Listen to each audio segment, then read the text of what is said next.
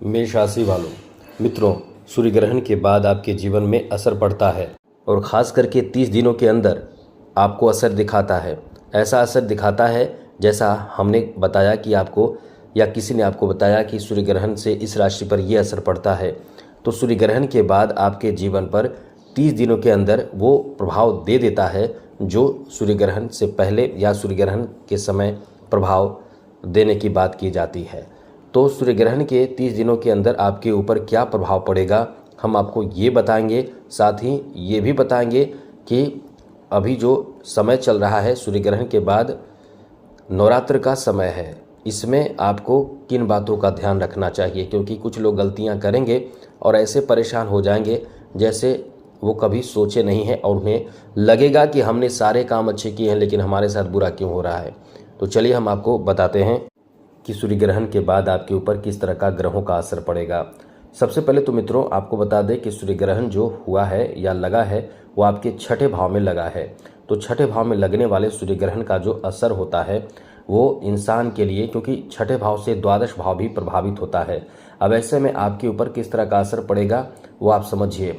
आगे बात करें उससे पहले एक बात आपको बता दें कि इस समय सूर्य ग्रहण जो है, सूर्य ग्रहण के बारे में आपको बता दें कि सूर्य ग्रहण जो लगा है वो लगातार ऐसे समय में लगा है जब सूर्य के साथ साथ इस समय बुध भी साथ में एक ही साथ मौजूद रहे हैं। तो बुध और सूर्य एक साथ छठे भाव में रहने के साथ साथ चंद्रमा भी छठे भाव में एक ही साथ थे। अब ऐसे में ग्रहण लगने से आपके ऊपर जो प्रभाव पड़ेगा, इन ग्रहों का प्रभाव ज़रूर पड़ेगा। तो ऐसे में आपको बता दें कि आपके लिए जो स्थिति बनेगी उसमें आपको खास करके फाइनेंशियल मैटर में बहुत ज़्यादा फ़ायदा मिलने वाला है। आगे हम विस्तार से आपको बताएंगे। सबसे पहले ये चीज़ आप समझ लीजिए कि सूर्य ग्रहण समाप्ति 22 सितंबर को हुआ और 22 सितंबर को नवरात्र का पहला दिन भी है। आप समझिए कि नवरात्र का पहला दिन है और ग्रहण का समाप्ति का दिन है। तो सबसे पहले ये मित्र ध्यान रखिएगा, ग्रहण समाप्त हो गया है तो आप अपने बच्चों को, खुद को भी थोड़े संभाल कर रखें, क्योंकि ग्रहण समाप्ति 22 सितंबर को हुआ है जहां नवरात्रि का पहला दिन है। नवरात्रि के पहले दिन से नवरात्रि के कम से कम 9 दिनों तक जहां आपको और आपके बच्चों को, खुद को, परिवार को, सबको सुरक्षित रहना चाहिए, क्योंकि ऐसे समय में तांत्रिक क्रियाएं, सूर्य ग्रहण या चंद्र ग्रहण जो भी हो उसमें तांत्रिक क्रियाएं की जाती है और उसके बाद ग्रहण की समाप्ति के बाद चौराहे पर फेंक दी जाती है।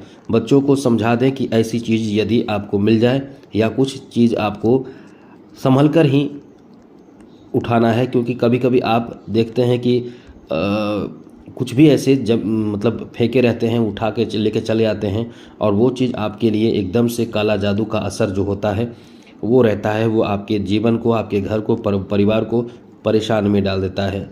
तो या लांघन भी पड़ जाता है कुछ ऐसी चीज़ों का। जैसे बच्चों को समझा दे कि कोई भी ऐसी चीज़ दिखे तो थोड़े से चौराहे पर, ख़ास करके चौराहे पर संभल कर चलें, और यदि रास्ते में भी संभल कर चलें लेकिन चौराहे पर ख़ास करके संभल कर चलें, क्योंकि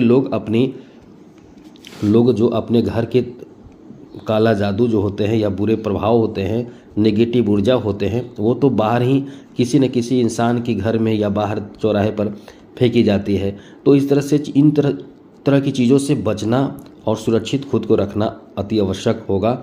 इसलिए खुद को, बच्चों को सुरक्षित इन चीज़ों को बता दें जिससे कि वो सुरक्षित रहें। दूसरी बात कि नवरात्र का समय शुरू हो चुका है। बच्चों को ये ध्यान रखिएगा, बच्चों को उनके नवरात्र के समय 1 अक्टूबर तक, 22 सितंबर से यानी आज से 1 अक्टूबर के बीच तक बच्चों को और घर के सभी सदस्यों को आप जैसा देखते हैं कि काले कपड़े में बहुत चीज़ों को जोड़कर पहना दिया जाता है। जैसे काले कपड़े में हींग भी डाला जाता है, सरसों डाला जाता है, मिर्ची डाला जाता है और भी कुछ ऐसी चीज़ जो लोग डालते हैं वो डालकर और उसे बांधकर गले में, बाजू में पहना देते हैं। तो वो चीज़ करता क्या है कि नेगेटिव ऊर्जा शरीर में, जो कहते हैं कि नेगेटिव ऊर्जा आकर्षित नहीं होते हैं, इससे परेशान हो जाते हैं और आपके ऊपर प्रभावी नहीं हो पाते हैं। जो आजकल जो नवरात्र के समय जो गलत क्रियाएं करते हैं तो इससे आप बचते हैं, बच्चों को बचाते हैं। साथ ही आप काला टीका काजल का टीका पैरों में, हथेली में, हाथों में, नाभि में, आँखों में लगाइए। जो ऑफिस वाले हैं वो तो समझकर ही लगाएंगे, लेकिन ये है कि आपको थोड़े से समझदारी बरतना है, इन चीज़ों का प्रयोग करना चाहिए। साथ साथ वीरान सुनसान जगह पे न जाएं। महिलाएं बाल खोलकर रात में ना रहें और ज़्यादा इत्र परफ्यूम खुद पे यूज ना करें। इस समय आप समझिए कि हम क्या कहना चाहते हैं। आप वैसे भी समझदार हैं, ऐसे कुछ भी कार्य ना करें जिससे कि आपके ऊपर नेगेटिव ऊर्जा हावी हो जाए। रात्रि में तो कभी भी परफ्यूम ऐसे भी नहीं लगाना चाहिए, बाल खोलकर नहीं रहना चाहिए। साथ ही साथ आप इस समय किसी का दिया भोजन यदि ग्रहण कर रहे हैं तो थोड़े समझदारी बरतें, क्योंकि कोई दूसरा देगा तो आप वैसे भी ग्रहण नहीं करेंगे। ग्रहण करेंगे तो आपके अपने पड़ोसी आसपास के लोग का दिया ही ग्रहण करेंगे। तो समझकर रहें, थोड़े से संभल कर रहें। मेरा ये कहना नहीं है कि आप अपने पड़ोसी से झगड़ा करें या किसी से झगड़ा विवाद या ऐसा कुछ करें। मेरे कहने का मतलब यह है कि आपको संभल कर 9 दिनों तक जरूर रहना चाहिए। बच्चों को, परिवार को आप संभाल कर रखें, क्योंकि सूर्य ग्रहण के बाद भी बात है, बाद की बात भी है और साथ ही साथ नवरात्र की भी बात है। तो ये कौन समझेगा? आप समझेंगे और आप अपने परिवार को समझेंगे, समझाएंगे, संभालेंगे। अब आपको बताते हैं कि आपको नवरात्र के बाद, माफ़ कीजिएगा, नवरात्र के बीच में और चीज़ों का ध्यान रखना है। जैसे नॉनवेज कभी भूल कर भी प्रयोग आपको नहीं करना चाहिए।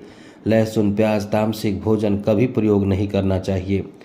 ये चीज़ याद रखिएगा ज़रूर। और साथ ही साथ घर में आपको 2 लौंग और कपूर, 2 लौंग जिसमें फूल लगा हुआ लौंग जो होता है, सादा टूटा फूटा जो फूल होता है वो नहीं, फूल जो लौंग में जो आप देखते हैं गोल गोल साइज़ का ऊपर में लगा रहता है छोटा सा, और फिर पंखुड़ी टाइप का होता है लौंग, वही लौंग को लेना है। आरती पूजा करते हैं तो पूजा में भी आपको लौंग जलाना है। जलाने के बाद अपने पूरे घर में दिखाना है उस धुएं को, और पूरे घर में दिखाना है। यदि बुझने लगे तो और कपूर डाल दें, और कपूर डाल कर पूरे घर में दिखाइए, लेकिन ज़रूर दिखाइए। इससे आपके घर के जो निगेटिव वातावरण, निगेटिव ऊर्जाएं होते हैं वो भागने लगते हैं, जगह छोड़ देते हैं पहले से यदि बसे हैं, बैठे हैं तो। साथ ही साथ आपको अपने, यदि आपके घर में पूजा हो रहे हैं या कहीं भी पूजा हो रहे हैं, ये चीज़ ध्यान रखिएगा, प्रणाम जरूर करें। और घर में पूजा यदि कर रहे हैं तो सिंदूर से, माता रानी की जो पूजा पाठ करते हैं तो जो सिंदूर वहाँ रहता हो, उस सिंदूर से अपने मुख्य दरवाजे पर नवरात्र के 10वीं के दिन, याद रखिएगा 10वीं के दिन, स्वास्तिक का शुभ लाभ ज़रूर अपने मुख्य दरवाजे पर बनाइए, लेकिन सब नियम पूर्वक बनाइए। बहुत लोग गलती करते हैं स्वास्तिक बनाने में। स्वास्तिक एक लाइन में ऊपर से खींच देते हैं, दूसरा लाइन इधर से खींचते हैं, बस ऐसा गलत है। आप इस नियम का प्रयोग ना करें, गलत ना बनाएं, अच्छे से बनाएं स्वास्तिक। इससे घर में शक्ति, क्योंकि आपने पूरे नवरात्र में घर में ये सब काम किया है, शुद्ध कर लिया है, अब घर को और भी ज़्यादा सुख समृद्धि बनाने के लिए ये काम करें जो हमने बताए हैं। और एक नवरात्र में एक 100 ग्राम आप फिटकरी लें, काले कपड़े में बांध कर मुख्य दरवाजे के राइट साइड में बांध दें। इससे घर में निगेटिव ऊर्जा आकर्षित नहीं होता है। तो इन चीज़ों का ध्यान रखें और चैनल सब्सक्राइब रखें, जिससे कि आप डेली अपडेट रहेंगे। चलिए आपको बताते हैं नवरात्र के बाद, ये माफ़ कीजिएगा, सूर्य ग्रहण के बाद जो असर आपके ऊपर पड़ेगा ग्रहों का, वो ये रहेगा कि ऐसे लोग जो विदेश जाना चाहते हैं, जिनका काम विदेशों में है, जो जॉब विदेश में करना चाहते हैं, उनके लिए बड़ा अच्छा ऑफर इस समय प्राप्त हो सकता है। साथ ही साथ नवरात्र के बीच में आप यदि शनि से संबंधित प्रार्थना करते हैं, शनि से संबंधित मंत्र का जप करते हैं, तो उसका असर जो होगा वो आपके ऊपर बहुत ही सकारात्मक असर पड़ेगा, जिससे आप बहुत ही ज़्यादा बेहतर स्थिति में आ सकते हैं। 7.5 से भी आपको बहुत राहत मिलेगी। जो नवरात्र कर रहे हैं उनको टेंशन नहीं लेना है, नवरात्र अच्छे से करें, बेहतर तरीके से करें, जितना आपसे बन सके अच्छे से करें।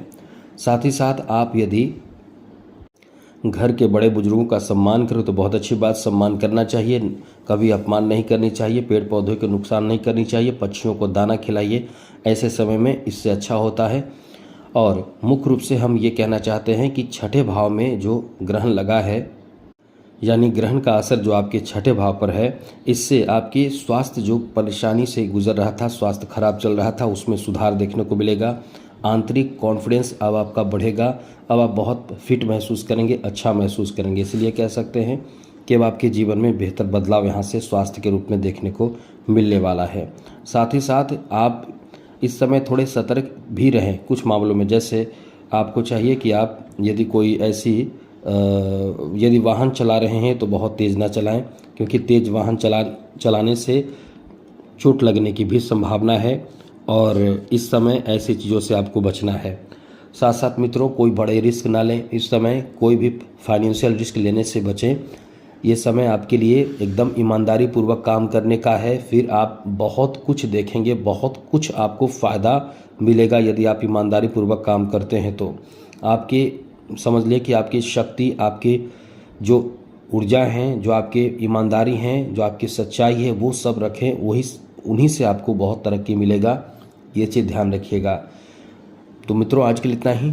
वीडियो बहुत लंबी हो चुकी है।